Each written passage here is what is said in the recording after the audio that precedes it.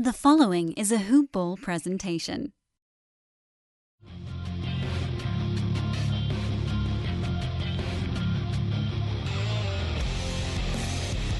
Welcome to the Fantasy NBA Today podcast.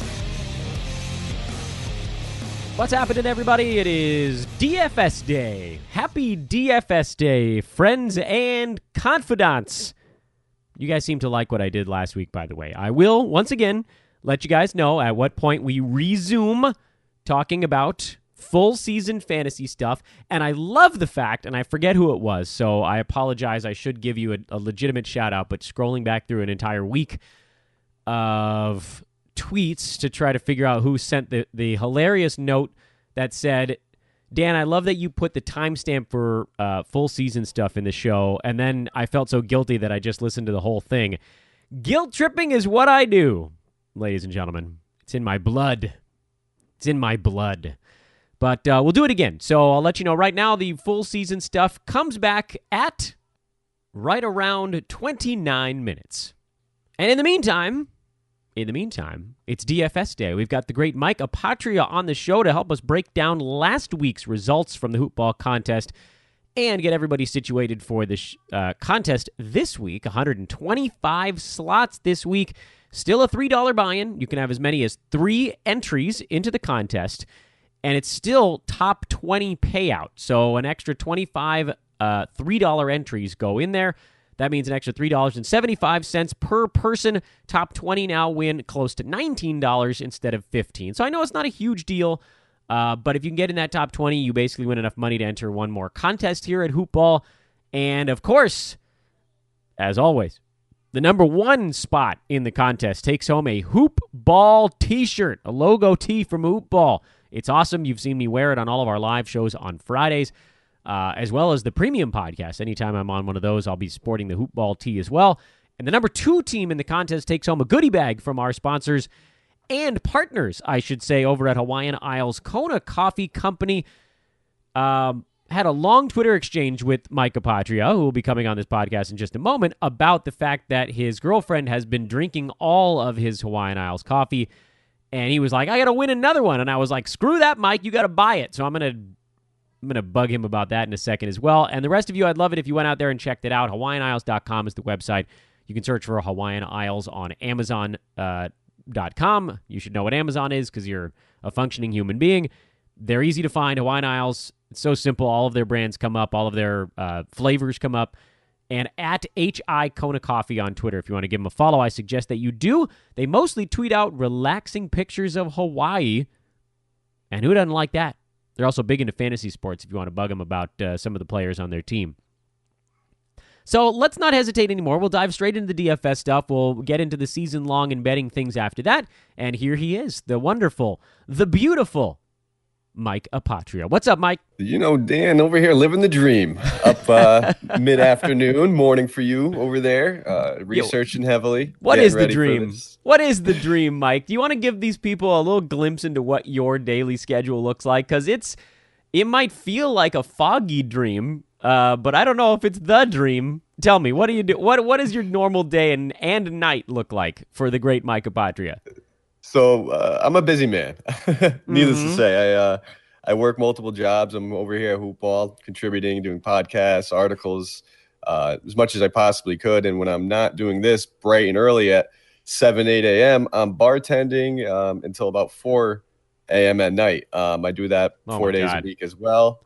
And then I'm also pretty much a parent of a 14-year-old little sister as well. So she keeps me busy with rides here and there, pickups from school, parent-teacher conferences, you name it.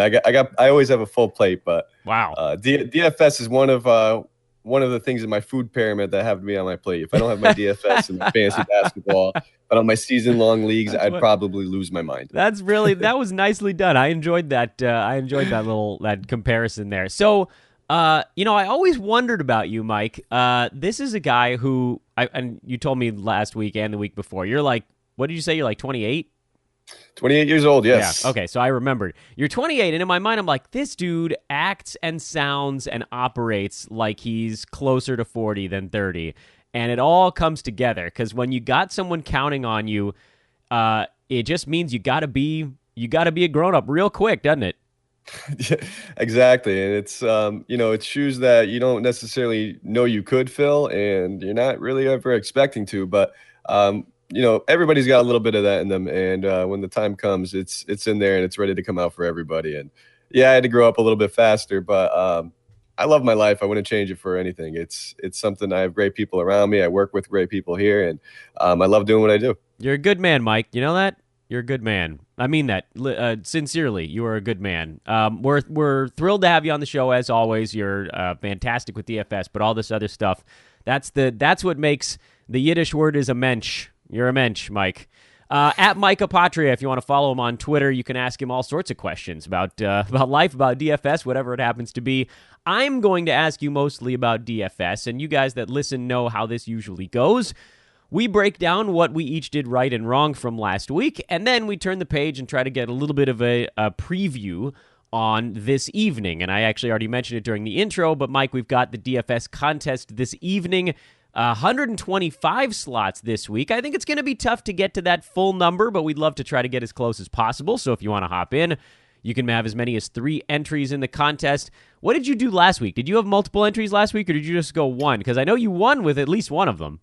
Last week I did 2 entries. I try to get 2 in there every week just so I could try to do 2 different lineups for everybody that's kind of following along with what I'm doing. I try to do an expensive lineup where I'm paying up for a guy that's over 10,000, and then I try to go with a more balanced approach. That way you can kind of compare and see how I'm thinking with either route you decide to take maybe the following week. So let's dive right into last week then. I found one of your 2 lineups. I don't know why I'm struggling to find the other one. I got 9 and 11. Oh, there they are. So 2 completely different lineups, and you ended up with 2 spots of each other. You son of a gun. Well, you did have Harden in both of those. So that was a hard one to fade. I think I mentioned that when we were on the podcast that we just had so much value, and Harden in Madison Square Garden, you just can't avoid that. Yeah, so that one worked out. I also had James Harden. You had 342 and 338 DraftKings points on those 2 rosters. And believe it or not, the winner had 362 last week. Good Lord, man. That's a high bar to try to get to if you're going to win this contest. I got to assume last week was maybe more the anomaly, right? Like, that's a pretty crazy threshold. Just to win money, you needed to hit 327. Yeah, and that just is due to James Harden. When you have one guy setting a floor base of your lineup at 100 points right there, it's going to lead to a lot of high scores. And then we also had factor in, I think Kyrie Irving was out that night, so we had Terry Rozier starting. We had Marcus Morris in better spots, Jaylen Brown, we just had value all over the place in many different spots. And I believe Drummond sat that day too. So Blake Griffin was slated for 50, 60 DraftKings points without Drummond too. Yeah, it was quite a day. There were so many options with people resting that you could get these cheapo guys to fill in around some of the big boppers who also were kind of it was the perfect storm, so to speak, because you had the big boppers like you mentioned, Harden and Griffin, who actually not only are they putting up big numbers, but they had key guys out around them as well. And then you had fill-in guys like Jahlil Okafor and newly acquired Kenneth Faried. And you mentioned the Boston Celtics because they were coming in no short supply. And you were able to sort of pile up points from ultra-cheap guys while at the same time using the expensive guys. And they were going 6, 7x, or Harden like 8x on the most expensive guy on the board. So yes, it was a little bit of a perfect confluence. But let me, in looking at your 2 lineups, Mike, there were a number of Celtics. You had Blake Griffin in one of them. You actually had Blake Griffin in both of them. So your lineups weren't actually all that different. One of the big switches, it looked like you had Pat Beverly in one, and you had DeAndre Bembry and Corey Brewer in another. It looked like you rotated a couple of your fringy guys, and it didn't matter. None of those 4 fringy guys were great for you, but you won money thanks to all your other guys. So sometimes just getting an okay number from the cheapo dudes is enough. Is that the lesson to be learned there? Yeah, that's exactly it. I loved my core so much that I didn't want to change any of the as you see, all the major pieces that went off were in both lineups. I liked them all for very obvious reasons. Terry Rozier was only 4K when he was starting and facing in Cleveland, who's got a porous defense. Today, if we look at it, Terry Rozier is 6,100. So if you look at this lineup, you're going to see a few guys on this slate, including Jahlil Okafor, Terry Rozier, guys who we saw this was kind of their base value. This is the best time to jump on it. And this is when we were able to predict that these guys were going to put up these big games, because Okafor was only 4,600 on this night, and now we're looking at him at 6,600. So a lot of these guys that were must plays on that night may not be as close to must plays tonight, because they did see such an increase in salary. But I do like both those guys I did just mention again tonight. And yeah, I just tried to switch up the cheapies. So I only put 2 in here, but I probably did about 8 to 10 lineups. And I probably kept this core for most of it. So I'm guessing I know I actually did win a decent chunk of money on this night. So I did have a lineup where I can't remember exactly who it was at guard, but it wasn't Beverly and Holiday. It was a different combination where it gave me I think I had a high score of like 370 or something, or 370 something. Woof. I had a better score with one of my other lineups. Now, of course, and that's the problem I always face, is getting the right lineup into our contest. Well, you know what? As long as your bankroll is doing okay from whatever collection of contests you're in, I think you're probably all right. And plus, you won money in both of our contests. You didn't win the coffee, which you wanted, but you won the money. I liked that you and I had a Twitter exchange yesterday, and I was kind of needling you a little bit, but I know you're gunning for second place. You want the Hawaiian Isles. You're like, the hell with the T-shirt, the hell with the money. I want coffee. Well, the T-shirt was the initial goal. We all know that. I was out here trying to get another T-shirt, but this was before my girlfriend found out what Hawaiian Island Kona coffee was, and she found my stash. Secret stash. She hasn't said much, but I can count. I see the numbers dwindling. It's running out faster than it should. I'm very, very, I try to only have one a day because it is that good. I try to milk it for myself. I can't. And now she, I guess, slowly weed herself off Starbucks and is on my stash. So I need another stash. Well, that's actually a good thing, right? Because Starbucks is significantly more expensive than Hawaiian Isle. So in the end, you guys are actually winning out. By the way, I also want to mention, I think you just described how the term bean counter came about, because you're sitting back there like, I can picture you pulling the coffee beans out of the bag one by one, like, nah, man, we're down to like 250 left. I know what you're up to. I'm weighing it. Yeah, that's right. You got the scales of coffee justice over there. Okay, so I don't actually have a ton of questions on my lineup from last week, because by all accounts, I actually had a really good lineup. I had one massive, unfortunate, ugly, gaping hole, and I blame me 50%, and I blame David Fizdale, the other 50%, for why I didn't win money last week. Because I actually had a pretty good lineup. You and I shared a couple of the cheapies who were okay, but not great. Kenneth Reed was solid. I actually went Eric Gordon, who was very low ownage, and he had 30 points, so that turned out to be a pretty good pick for me. Ben Simmons I had in my lineup, and he got 61 in that game, even though I think Joel Embiid ended up playing. I don't know. I had this weird feeling he was going to play well against the Spurs, that kind of goofy slowdown game that San Antonio tries to pull almost lends itself to Simmons being in control of the basketball a bit more. Terry Rozier, James Harden, all the usual suspects. And then Enes Kanter, who was slated to start this ball game. We were told that he was going to start, and then about 20 minutes before tip, it was, Noah Vonleh is going to shift up and start at center, and Lance Thomas is going to get in there. And in my mind, I'm like, okay, that's actually still fine. I'm actually fine with Kanter coming off the bench and getting 20, 22 minutes or something like that and just being the focal point. And then a DNP. I was, and this is the one that's just going to kick me in the groin forever.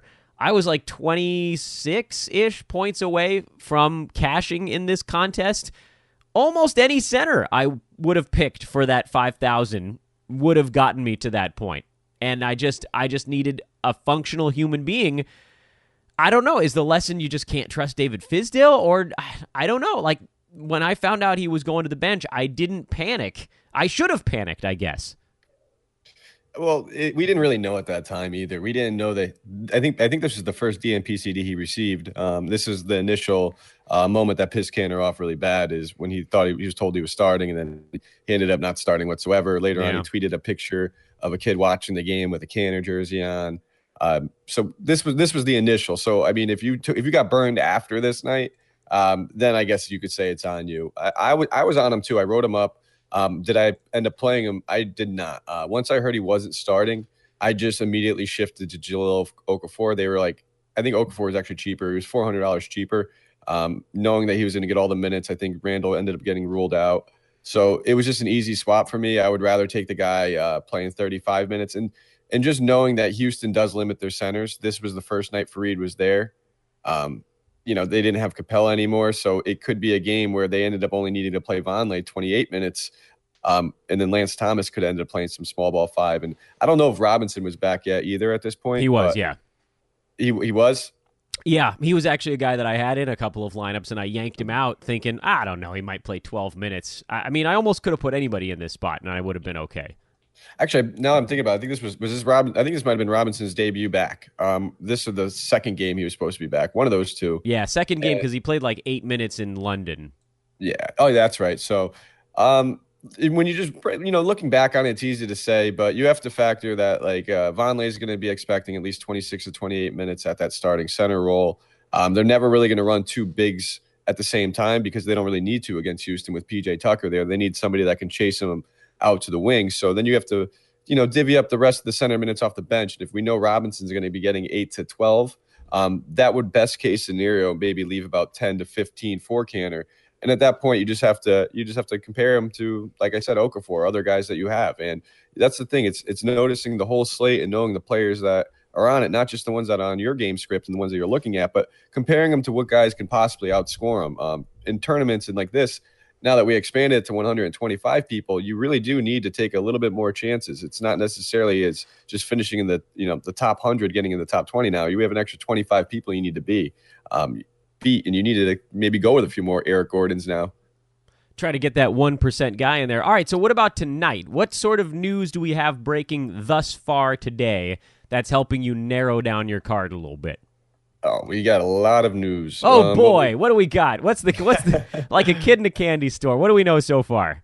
Well, we already know that Kyrie Irving is doubtful. So with Kyrie Irving being doubtful, we get all of that value over there in Boston. But the difference is, it's not like the last week where we found out later after the slate already came out. This was kind of already known. So they adjusted some of the players. We see that Rozier is 6,100. He can easily still pay off that price tag. We've seen Rozier, what he does in the starting lineup in the past. Is he like as much of a must play as he was last week? No, not necessarily, but he can easily get you. If he gets you 35 at 6,100, you're going to want to have him. Jaylen Brown, again, he's another guy that's going to see a bunch of usage off the bench. He's going to see 4,700. He capitalized in the last game. Same thing with Marcus Smart, 5,200. And Horford. Those are the four guys I'm targeting mainly from the Boston side to get that value. I'm probably going to have, I would say, at least two of them in every lineup. It's going to be really, really hard to avoid those guys. And we have to keep an eye on Jaren Jackson Jr., who's questionable with an illness right now. This just came out a little while ago, but we've seen in the past, anytime one of those power forwards between him and JaMychal Green are missing a game or even get into foul trouble early, the other one plays 30 minutes, it becomes a pretty decent value. Derrick Rose is currently, I believe, he just got ruled doubtful or he's ruled out. And then we know Teague's not going to play, Tyus Jones not going to play. So we get another Jared Bayless start, who's been playing pretty well in his minutes. He's been playing 34, 35 minutes and getting him close to 30 DraftKings points every night. And at 5K, you got a steal, and I think that's where we're getting most of our value. We could target over there with Okafor and Darius Miller as well. Those two guys are going to be seeing big minutes. I'm a little worried about that game, but it's not going to scare me off. It's one of the premier games on this slate. There's a few games I'm just completely crossing off, and I'm not even going near. And I think it's targeting a few good value plays and then hitting the high total games right on the head. So you're going to want to get some exposure to the Hawks and Kings game. The Denver New Orleans game is going to be another high total. Every time Washington and Indiana play, this game's a pick 'em. This is going to be a close game, and there's going to be some value in this game. I'm not going to be targeting it heavily, but getting your one-offs in this game is definitely going to be something I recommend. I'm really high on Miles Turner tonight. Centers just destroy Washington. What you said there were a couple of games that you had immediately crossed off. Why exactly is that? It's just you got to look at. I mean, you could play certain players, I guess, as one-offs. Like if you're just playing one guy in that game, you can get away with that. But I just don't think we need to do that. I think if you're gonna, once you start filling out your spots, you already know two guys are going to be Celtics most likely, and then you're going to want at least a few guys from the New Orleans game. in the Denver game. Most likely, I'm mostly targeting the New Orleans side. I'm not really targeting Denver too heavily. Jokic is a great play, of course, going against Okafor, but like I said, I do like a lot of other centers. And then I know I'm going to get at least one or two Kings or one or two Hawks in my lineup too, so it only leaves one or two spots left. And I'm not generally targeting the game with let's say the Miami-Chicago game with there's a 10-point spread right there. Lower totals, 208 over under. There's not a lot of love in that game. I'm going to target the games with the 236.5 total, like the Sacramento, Atlanta, 218, Washington, Indiana, New Orleans, and Denver's 227. So we know there's going to be a lot more points, a lot more rebounds, just a lot more action in those games. So I just tend to lean more heavily on those. If there was a cheap value play, like let's say Trey Burke was 3,500 instead of 4,800, then that's something you can look at, I think. It sounds to me like there aren't a ton of super high-priced guys that are in your crosshairs today, except for maybe like a Drew Holiday. But is there anybody over 9,000 you're looking at? There's only like 4 guys that fit that bill, and I think 2 of them might not play. So, I scripted like maybe 3 or 4 lineups so far just to kind of go out there and mess around, plug a few guys in, see what kind of direction I want to go in. I did do 1 or 2 with Jokic. I think he's going to be highly owned. That's my worry. He's 10-9, so you're paying for a premium price for him right now. You really need to get him to have one of those close to triple-double games or 16 rebound games. You can easily do that against Okafor, but we do have a ton of value, and it's going to be very, like you said, there's not a lot of expensive options. So in our contest alone, I would expect a lot of people to play him just because they're going to think, what else do I spend on? So I can actually easily take a good pivot. I see plenty of other centers that are almost half the price of him that I think have 40 to 50-point games in themselves, being Turner, Okafor, and Willie Cauley-Stein. Those are 3 guys all under 7K that are all in great spots tonight. So you can easily play 2 of them, completely avoid Jokic, and still cash out, I think. How do you pick the guys? This mid-range is still the area where I get totally caught up. How do you pick the guys in a game like Sacramento, Atlanta? Like, how do you decide, okay, I get the first half of this part. This is a game with a total of 236 points, and that's super high. It's the highest on the board. Okay, great. That's an easy starting point. But how do you pick which guys within that game actually make sense for your team? So you're going to look at your lineup and what you already have built. Like I said, we're going to be targeting some of those Boston guys. So figuring out where you're going to want to go with the Boston guys is going to be the immediate thing. So if you wanted to play Rozier, then maybe you play Bogdanovich instead of Fox on the Kings side of the ball. And maybe if you wanted to play Jaylen Brown at shooting guard instead of Bogdanovich, you can swap that over and play Fox at point guard now instead. So it's kind of going to dictate by what your lineup's already looking like and how it plugs in, because all these guys are in great spots. And to be honest, it's going to be really hard to peg which guys go off in this. It could be Hield, it could be Fox. I'm expecting Willie Cauley-Stein just to get his own with his rebounds, but Bagley's he's in a spot where you can see high 20s minutes and a great matchup. This is going to be a high scoring game. Both teams play at fast paces. I like Dedmon on that side. If you have a little bit of extra money at power forward, maybe spend up at Collins. If you have 56, 5,800, well, then Dedmon just makes more sense. They're both in great spots. They both can go off. I personally like Dedmon a little bit more tonight, just with that discount and the salary savings that we're getting. And I still think he has a 30 to 40 point upside, but it's going to be mostly about how to fit it in with your lineup already.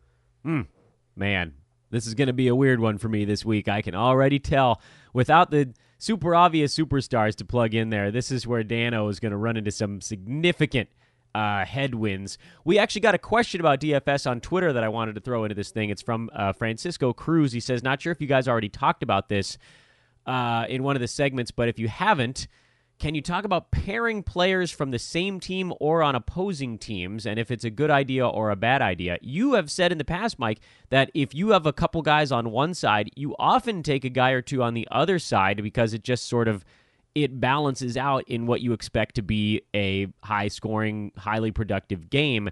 How does that all sort of shake out for you? Simple. It's just it's kind of just like game script. When you're breaking a game down in your head, you want to know what plays are going to correlate well together. So, for instance, it didn't work out necessarily for me the other night. I did win money, but when the Bucks played Charlotte, we got to see Giannis Antetokounmpo. He's in a great spot. He had a great price. I loved him in that spot because he was 3,000 less than Harden when people were going to play Harden. But the Bucks are playing Charlotte, and it could easily get out of hand. So if I'm playing Giannis, I'm expecting Giannis to play all 4 quarters. So who on Charlotte would you expect to keep that game close if Giannis is just going bananas? Most likely it's going to be Kemba Walker, the guy that takes 20 shots. So that's a good correlation play.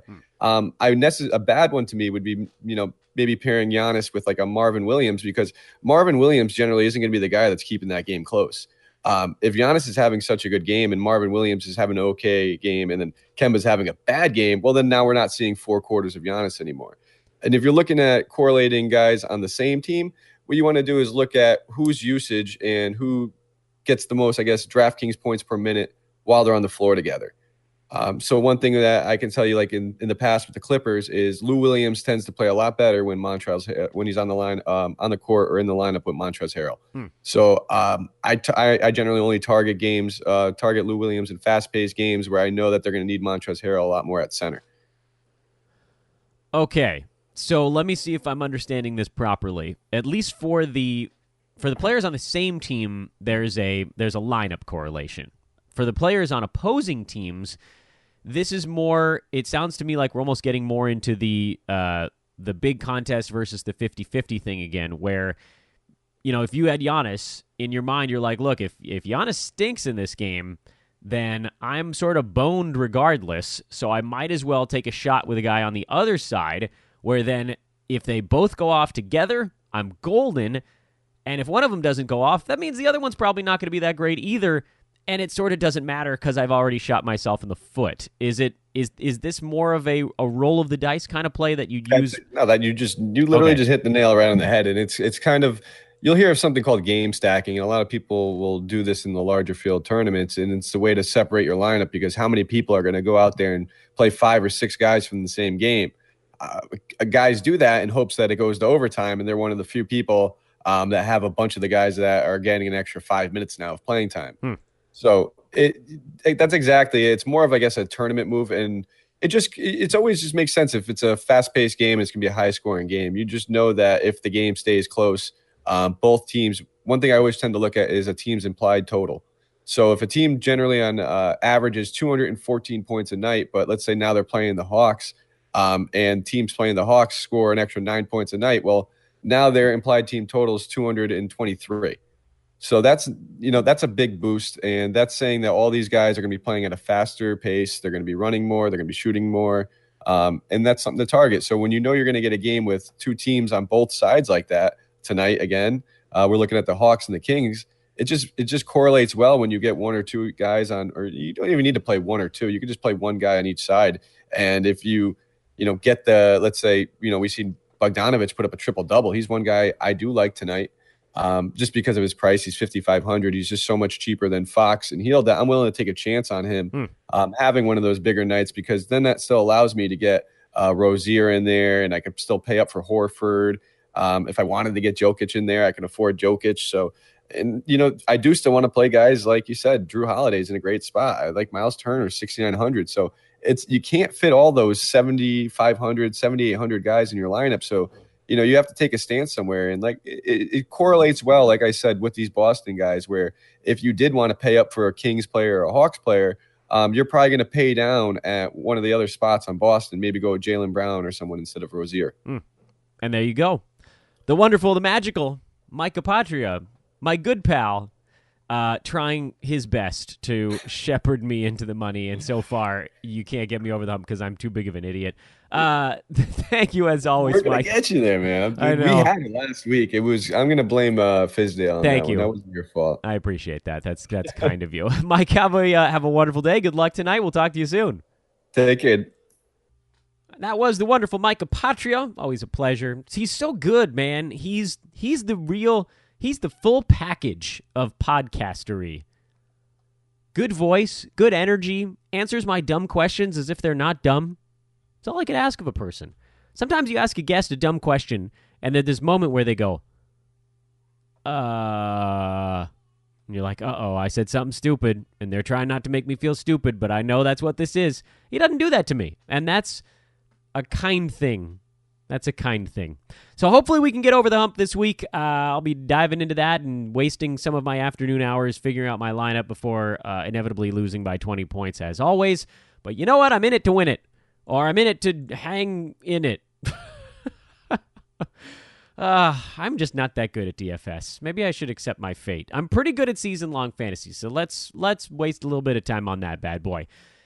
Tuesday was a fun 7-game slate, man. Sometimes there are nights where you're like, this is where it all comes together, and Tuesday was pretty damn close to that.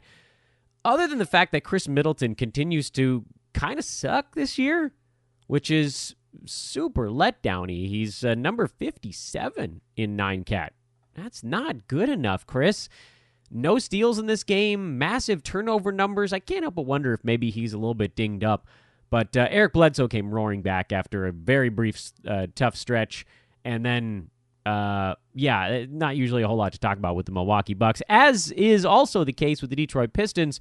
Andre Drummond looks good most nights, and Blake Griffin looks okay in more of a points league-y fashion, although I will give him credit. He's holding value in 9-cat better than I expected this year. But outside of those two guys, it's a crapshoot. And, you had a game where Reggie Jackson finally shot the ball relatively well, but his other stuff is often lacking. Stanley Johnson had some steals and threes, but there's no consistency there. I've said a few times that the guy I'm hoping somehow finds a way to get over the hump is Luke Kennard, but I have zero faith in this team letting him do so. There's just the consistency isn't there. He played 16 minutes the previous game. He hadn't scored in double digits since January 19th. He's a pretty good three-point shooter, but if that's not falling, then he can't get into the lane. He doesn't rebound. He doesn't assist very much, so limiting. And that really was the one game that I didn't find even the tiniest bit interesting. There was something in pretty much every other ball game, starting with Washington at Cleveland. Not a whole lot on the Washington side. They had some reserves that actually outplayed the starters a little bit in this game, so you saw guys like Trevor Ariza see their minutes trimmed, Jeff Green, Thomas Bryant. Satoransky actually played 31 minutes. He had the second highest mark on the team behind Bradley Beal. Otto Porter only played 25 minutes in this game. But Sam Decker, Yamahimi, those guys saw a few bonus minutes as they actually played relatively well. And even still, they lost to the Cavaliers in Cleveland. Yuck. But Jordan Clarkson had a 28-point game. So what are you going to do, right? Guard him would be one thing you could consider doing. Larry Nance had 24 minutes. Ante Zizic played 24 minutes. And this is what I was concerned about. So in that last ball game, as you guys probably recall, Zizic got, I think it was 27 or 28 minutes, and Nance played about 20.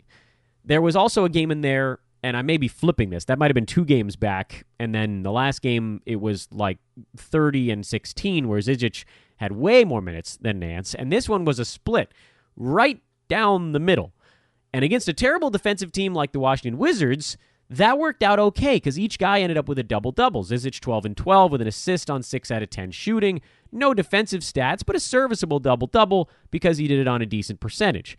Larry Nance, likewise, 13 and 11. He did have a block. He shot 6 out of 8 from the field. So again, efficiency being one of the bonus points for those guys.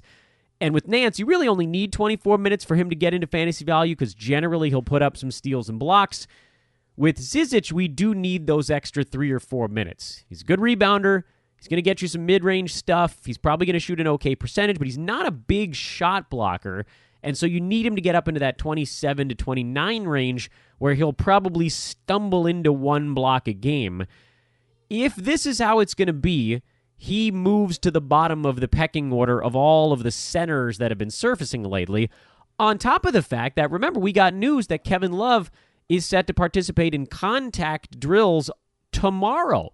Thursday, tomorrow, Kevin Love is going to take contact. So there's a universe where he might be a week to a week and a half away from actually playing in a ball game, at which point all of these guys could potentially disappear. So if you're contemplating a drop right now, Zizic is probably that guy, even though he might put up serviceable center lines for the better part of a week. To me, that's not worth it if somebody else is surfacing that has a better rest of season outlook. You have to kind of weigh what's more important to me, getting a week of Zizic putting up okay numbers right now, Or whatever my pickup guy is, maybe I can milk 4, 5, 6, 7 weeks out of that guy.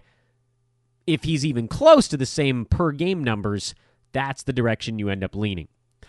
Cedi Osman has actually had a couple of good ball games recently, and I don't know why people aren't talking about it more. My guess would be that he burned so many teams with so many awful games, and, for good reason. He was sitting outside the top 200. But over the last week, he's number 30 in fantasy. He's owned in all of my competitive leagues, so that tells you all you need to know about him.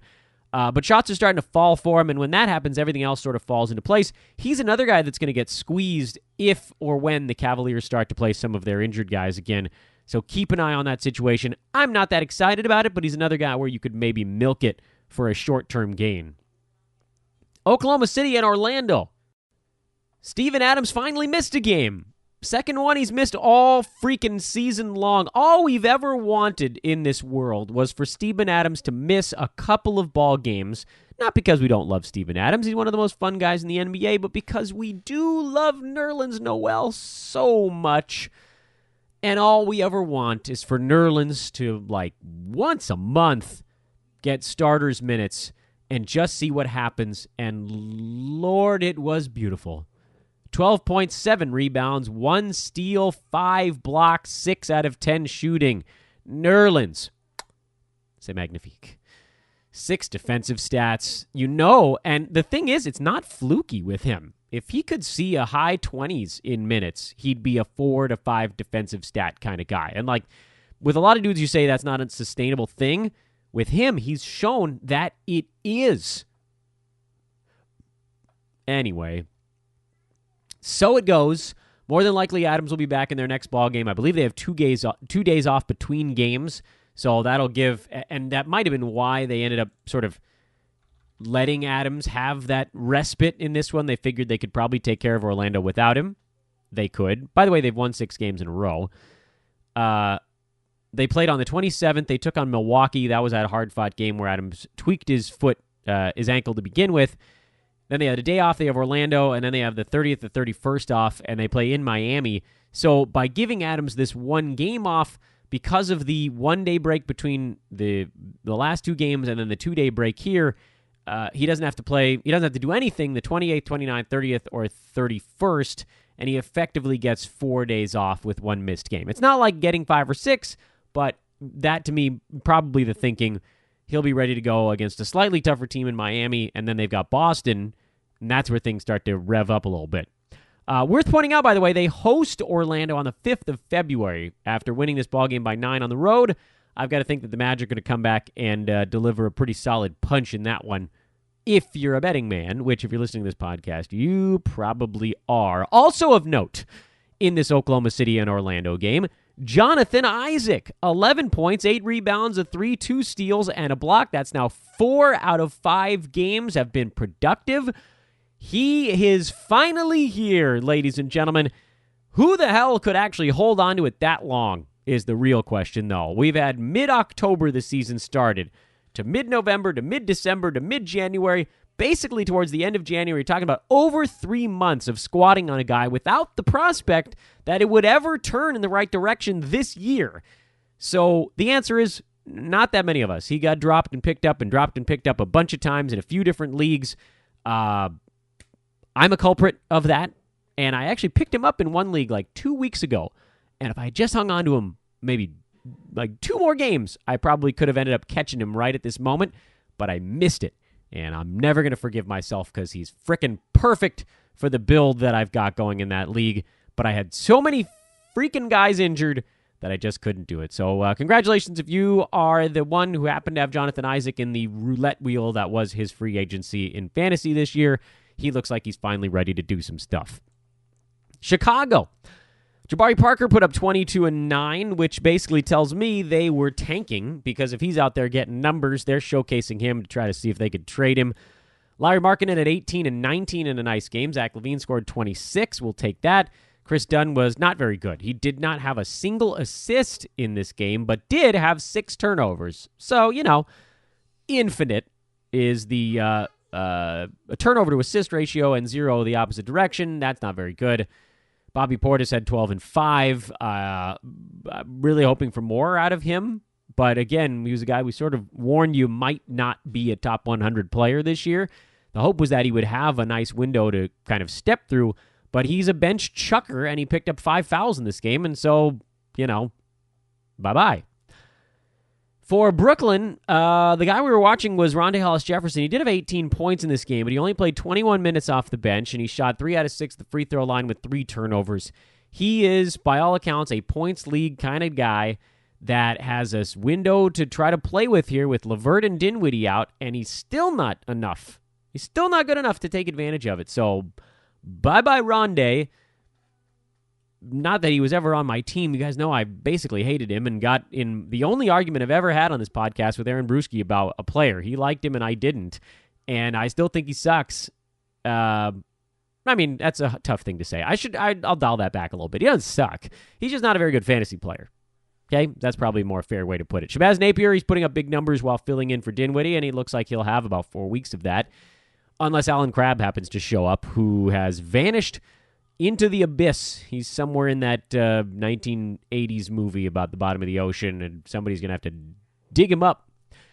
New Orleans wins in Houston. This is the continuation of the classic return of the star theory. Chris Paul coming back has fully disrupted the Rockets' offense. They're trying to sort of regain their footing right now, but it's impacting them. Make no mistake, the Rockets shot 39.5% in this ball game. James Harden was not good. Kenneth Faried, amazingly, was under 50%, although he did have a really nice game overall with 19, 11, a steal, and 2 blocks. Chris Paul, 10 points, 9 assists, 2 steals, and a 3-pointer. PJ Tucker still putting up okay lines. Austin Rivers is largely irrelevant now. They'll be okay. It's just going to take, I don't know precisely how many games, honestly. It fluctuates. When you get a guy who's a big-time ball handler back the way that Chris Paul is, it's going to disrupt flow. And he actually said it in a post-game interview. I got to do a better job of trying not to mess up the team's rhythm. And it's that mentality. He's around long enough to know better. It's that mentality that actually ends up disrupting the rhythm. Because if he just got out there and took a few shots and ran around and had some fun, everything would fall into place.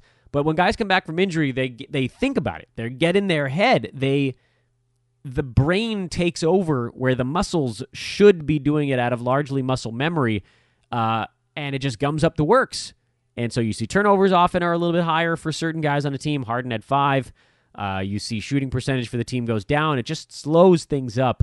And against a team that wants to get out and run and not play any defense and just have a good old time, it burned them. But everything will be fine in Houston. Fear not, if you're a Rockets fan, they're going to be all right. For New Orleans, they posted a huge one, 121 points, so everybody had some fun. Drew Holiday with 6 blocks in this game. Yeah, Drew, attaboy. Jahlil Okafor, he's just coasting while everybody is hurt for this team. No Julius Randle, no Anthony Davis, no Nico Mirotic, no Etuan Moore, no Elfrid Payton. That's basically the entire starting lineup besides Drew Holiday. I'm not sure that any of these guys, Jahlil Okafor, no, Darius Miller, Solomon Hill, Frank Jack, none of these guys would be starting if injuries had not befallen this team. Etuan Moore, Davis, Randall, Payton, those guys are starters. Nico was a 6th man. That's a lot of guys to be out right now. And so there's a lot of questions that are banging around about how Okafor is going to fare when this team gets healthy. I don't think they're trading Anthony Davis before the deadline. I would love it if they sent him to the Lakers, but I don't think they're going to. The only place, to me, he could end up before the deadline would be Toronto. And I don't know if Toronto has got the stones to really push all the chips into the middle. They should, but I don't know if they're gonna. If Anthony Davis does get traded, you have to assume other guys will also, because that means it's full blow-up time. And then you better have some spots at the end of your bench where you're willing to take some chances on guys that, if Julius Randle and Nico Mirotic are still in town, those guys will go pretty huge. But what if one of those two guys, what if Nico gets moved also? Then you might actually have Jahlil Okafor doing stuff the rest of the year. I don't think that's how it's going to play out unless New Orleans is willing to take kind of low ball offers for these guys as opposed to waiting it out a little bit longer. But there's a chance, I'd say a 10% chance, that type of stuff shakes out. What if they move Drew Holiday? Well, Tim Frazier becomes a 10-10 guy. He's a points assist double-double at that point. as long as Alfred Payton is out. Maybe he becomes fantasy relevant with a higher workload. Whoever's left is going to get to do all sorts of good stuff, and I would gravitate more towards the big men because it's a lot harder for a bad point guard to put up fantasy value than it is for a not that great big man. Big men can just fall into rebounds and putbacks and stuff like that. Point guards, they end up falling into turnovers and desperation heaves at the shot clock. Life is tough, man, when you got the offense sitting on you and the rest of the guys on your team are not very good. That's an unenviable spot to be in. Phoenix, San Antonio, Rudy Gay buzzer beater takes care of the Warren and Ayton-less Suns. Shucks. It doesn't really matter. I don't think Phoenix is actually all that broken up about it. Devin Booker had 38 points. He played well in this game. Efficient as, on top of everything else, although the turnovers were a little bit of a buzzkill. But I don't care about him. You guys know we're watching the other guys. Rashawn Holmes fouled out in a start, and this was the fear going up against a guy like LaMarcus Aldridge, who's just so much bigger than Rashawn. This is a bad matchup for him, but he still had 10 and 4 with 3 blocks, so it certainly could have gone a lot worse. I know that there was a hope that it would go better, but that's a really tough matchup. That is a really tough matchup. The guy that I wanted to spotlight is Mikal Bridges, who's been flat out freaking outstanding lately. And a lot of you guys were getting fussy about Bridges because he doesn't score and wondering how on earth this dude was putting up like top 75 value without ever making a bucket. It's because his other stuff is stellar. Over the last month, he's been a top 100 guy, scoring 7 points with 3.3 rebounds and 2 assists. You look at those 3 categories and you're like, there is zero chance this guy's a top 100 player. But 1.2 3-pointers, 1.4 steals, 0.8 blocks, and half a turnover. That's 4 categories where he's above average. He's the threes, I guess, is pretty close to league average. Steals, blocks, turnovers, he is above what you'd need to win those categories in all 3 of them in your fantasy league. And that's over the last month. Over the last 2 weeks, he's a top 70 guy with 1.4 3-pointers, 1.5 steals, 0.8 blocks. He's up to 4 rebounds. He's closer to 2 assists. He's shooting 47% over that stretch. And then, of course, you look at the last 2 ball games, he's been dynamite. He's hit 6 3-pointers. He has 12 rebounds in those 2 games. He has 5 steals in those 2 games. He's been awesome. He should have already been on your team. He's pretty heavily owned in fantasy leagues. Where I'm concerned, he's owned in every single one of mine that's not a points league. So if he's not owned in yours, which he might not be, you really got to have this dude. He is elite in steals. Truly elite. He's putting up 1.5 to 2 steals per game these days. Outstanding performance from Mikal Bridges, and it's really cool to see him coming into his own a little bit and finally starting to get a little more confidence in his shot as well. Yeah, he's been able to do it. He's been able to sort of grow before our eyes under a Phoenix regime now that's not just screwing everybody up immediately. So good on you, Phoenix. You're turning the corner with this thing. You're actually doing the player development stuff a little bit better this year. And, James Jones, I think, deserves a lot of credit. Coach Igor as well. But you had to change the culture. And to me, that started with the GM switch. For San Antonio, the 3-pointers are falling, man. Like the salmon of Capistrano. Marco Bellinelli at 4, Patty Mills at 4, Davis Bertans at 5. He had 4 steals and a block in this game as well. Davis Bertans has actually been really good lately. I've been hesitant to jump on the train with any of these guys on San Antonio because their performances bounce around so frequently. Davis has been certainly the closest. He's not owned in that many fantasy leagues, so you could probably go get him if you needed to. But after this game, he might be. This is, again, a 10 money counter game. He had 5 threes in his last one. Health has been a little bit of an issue. He missed a couple of games last week. Prior to that, he had one where he had 6 points and 4 rebounds, but he had more of that Mikal Bridges-y steal, block, and threes. There's a usefulness to this type of player depending on the build that you're working with. So don't completely ignore these guys, but also grain of salt, friends. DeMar DeRozan's missed their last 3 ball games, so that means you've seen a ton of extra shots. I mean, DeMar has taken 14, 15 shots most games, and those are getting split Aldridge gets a few. Gay gets a few. Derek White, Bellinelli, Bertans, Mills, Bryn Forbes even. Those numbers are all going to get chomped as DeRozan works his way back into shape. And then Philly and LA, you had Jimmy Butler make his return to this ball game after missing about a week, I believe, with the wrist injury. Joel Embiid played through his illness, and those guys were both fine, as you'd expect, sort of things going back to normal for Philadelphia. For the Lakers, it was nice to see JaVale McGee finally cut loose a little bit in that ball game. As expected, chemistry being a big deal. I derive minimal pleasure from saying somebody is going to be inconsistent and then being right about it. But there was a lot of argument with me about how the Lakers had become sort of a Zubats-friendly offense. And what I think I said on Twitter, and I'll repeat it here, and I'm going to try my best to just sort of work through the progression, was that he has the first crack at it as the starting center. But I still felt as the Lakers' point guards got healthy, McGee was going to be the guy who slowly worked his way back into fantasy value. And he came off a really bad game in their last one, which sort of worked counter to that narrative. And if Zubats had a big one, in a timeshare, McGee is the better fantasy player because his block rate is so high. In 20-something minutes a game, JaVale McGee can block 2 to 3 shots. In 20-something minutes a game, Ivica Zubats is going to probably block 1 shot. He's going to score better than McGee. They're both going to do it on probably a pretty good field goal percent. And Zubats is a better foul shooter. They're both decent enough at rebounding. I would put them more or less neck and neck in that. Maybe Zubats by a hair in rebounding rate just over the course of his short career. But the block rate, that's the great separator in centers, and it's why I consistently had JaVale McGee ranked higher than Zubats in my rest of season outlook. It's not because I hate Ivica, and as a Laker fan, I actually kind of love him.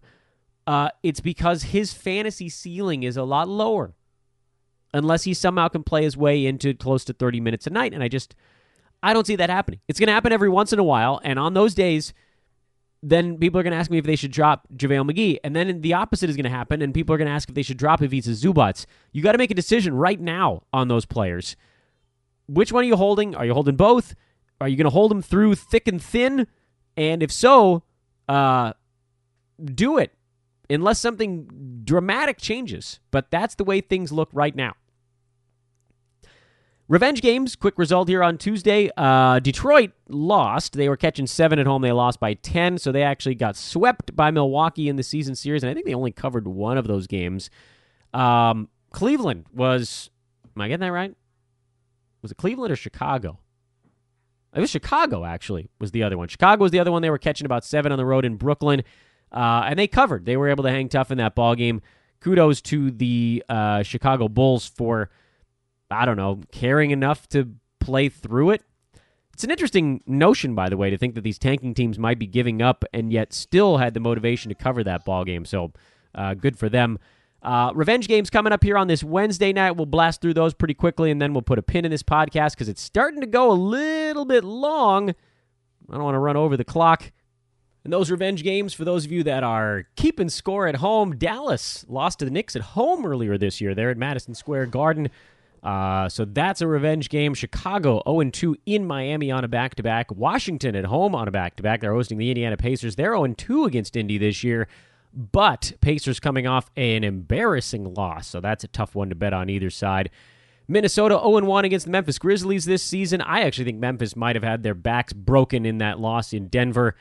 I don't know that they ever bounce back. And then finally, the Hawks 0-1 in Sacramento. They lost to the Kings by 31 in Atlanta last year. Once again, you can join our DFS contest tonight. 125 slots, $3 entry.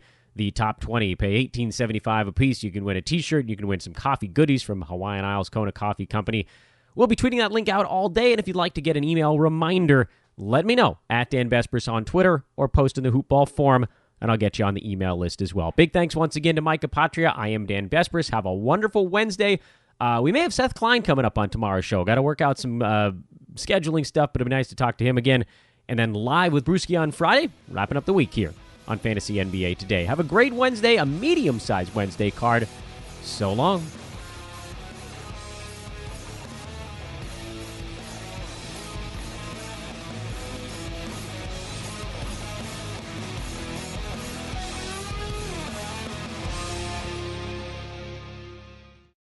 This has been a Hoop Ball presentation.